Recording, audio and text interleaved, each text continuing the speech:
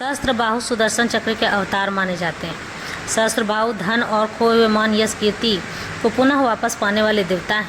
इनके स्रोत को नित्य 108 बार पढ़ने पर मनुष्य की खोई हुई इज्जत मान यश कीर्ति पुनः लौट आती है। एक दिन सुदर्शन चक्र को घमंड हो गया अपनी शक्ति पर। तभी उन्होंने भगवान विष्णु से याचना की, हे प्रभु, मुझे युद्ध लड़ने के लिए पृथ्वी पर भेजा जा।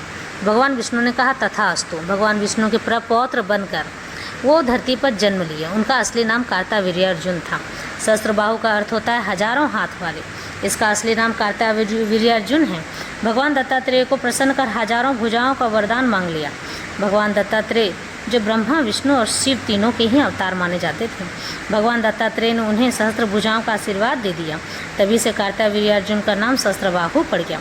सहस्त्रबाहु का उल्लेख उत्तर रामायण के 4 श्लोक के 2 खंड में मिलता है।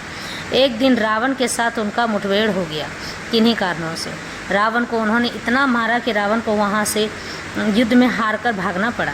फिर अपनी शक्ति के मद में चूर होकर सहस्त्रबाहु ऋषि जमदग्नि की कामधेनु गाय लेने के लिए चले गए। ऋषि को अपने यज्ञ पूरा करने के लिए गाय की आवश्यकता थी, सो उन्होंने देने से मना कर दिया। तो सहस्त्रबाहु ने अपने तलवार से ऋषि जमदग्नि का सर काट दिया। यह बात जब भगवान परशुराम को पता चली तो वो गुस्से से लाल पीले होकर सहस्त्रबाहु का पूरी सेना सहित नामो निशान मिटा दिए। तभी से उन्होंने राजवंशों का यानी राजपूतों का विनाश करने का संकल्प लिया था। महाभारत काल में भी सहस्त्रबाहु युद्ध में शामिल हुए थे। उन्होंने 85,000 वर्ष तक राज किया था।